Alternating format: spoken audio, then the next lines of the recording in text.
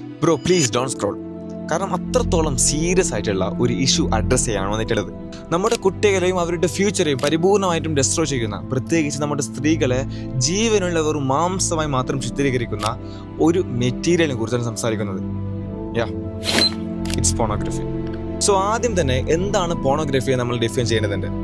കാഴ്ചക്കാരനെ ലൈംഗികമായി ഉത്തേജിപ്പിക്കുന്നതിനായി സൃഷ്ടിക്കപ്പെട്ട ഒരു മെറ്റീരിയലാണ് നമ്മൾ പോണോഗ്രഫി എന്ന് പറയാം.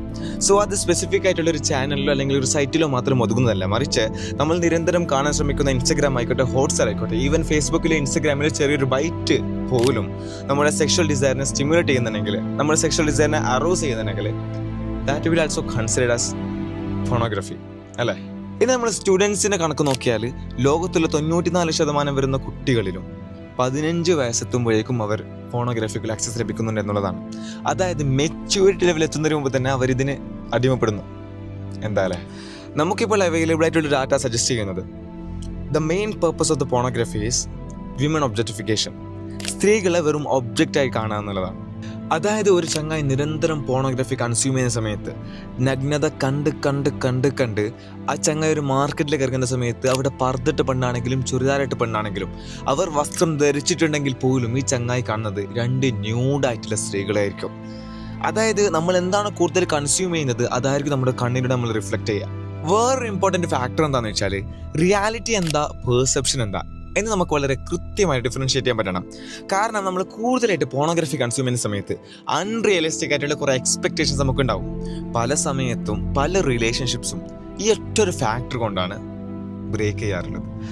നമ്മൾ പ്രധാനമായും റിയലൈസ് ചെയ്യുന്ന ഒരു കാര്യം എന്താണെന്ന് വെച്ചാൽ ഈ പോണോഗ്രഫി എന്നത് വെറും വീഡിയോ ഷൂട്ടിങ് മാത്രമാണ്. അത് നമ്മുടെ യഥാർത്ഥ സെക്ഷൽ റിലേഷൻഷിപ്പായിട്ട് ഒരു ബന്ധവുമില്ല. ദേ ആർ പ്യുവർ ആക്ടേഴ്സ് എന്ന സമയത്ത് ഹോർമോൺസും ഡ്രഗ്സും മറ്റു കാര്യങ്ങളൊക്കെ ഇൻജെക്ട് ചെയ്ത് അവരുടെ ബോഡി സ്ട്രക്ചറിൽ കുറച്ച് വ്യത്യാസങ്ങൾ കൊണ്ടുവരും.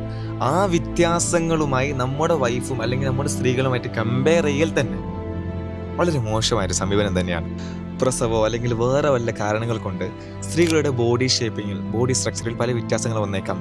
ആ വ്യത്യാസങ്ങൾ ഉൾക്കൊള്ളുന്ന സമയത്താണ് യഥാർത്ഥ റിലേഷൻഷിപ്പിൻ്റെ ഭംഗി. അല്ലാതെ ഈ പോണോഗ്രഫിയിലുള്ള അൺറിയലിസ്റ്റിക് ആയിട്ടുള്ള കുറേ എക്സ്പെക്റ്റേഷൻസ് ഈ നമ്മുടെ സ്ത്രീകൾ നമ്മുടെ വൈഫിൽ അതിനെ എക്സ്പെക്ട് ചെയ്യുക, അതിനെ ഇംപ്ലിമെൻറ്റ് ചെയ്യുക എന്നുള്ള വളരെ തീർത്തും മോശമായിട്ടൊരു കാര്യം തന്നെയാണ്. ബ്രോ, ഇതൊരു ബ്രോഡായിട്ടുള്ളൊരു ടോപ്പിക്കാണ്. പല ഫാക്ടേഴ്സും ഇനി ഉൾക്കൊള്ളിക്കാണ്ട്. നിങ്ങളൊരു പോൺ അഡിക്റ്റഡ് ആയിട്ടുള്ള ഒരാളാണെങ്കിൽ ഇഷ്ടം പോലെ പ്രാക്ടിക്കൽ സൊല്യൂഷൻസ് ഉണ്ട് ബ്രോ. ബട്ട് അതും കൂടി ഈ വീഡിയോ ഉൾക്കൊള്ളിക്കുക എന്നുള്ളത് ബ്രോ ഇറ്റ്സ് ഇമ്പോസിബിൾ. കാരണം ഓൾറെഡി വീഡിയോ ലെങ്ത് കൂടിയിട്ടുണ്ട്. ബട്ട് നിങ്ങൾക്ക് ആവശ്യമാണെങ്കിൽ ജസ്റ്റ് കമൻറ്റ് പാർട്ട് 2. നിങ്ങൾ പ്രതീക്ഷ കൈവിടേണ്ട ആവശ്യമൊന്നുമില്ല. Don't lose your hope, especially പഠിച്ചതിനോടുള്ള പ്രതീക്ഷ. സോ ഇൻഷാ അല്ലാഹ് സ്റ്റേ ട്യൂൺഡ്. ദ്വാരക്കി. അസ്സലാമു അലൈക്കും വറഹ്മത്തുള്ളാഹി.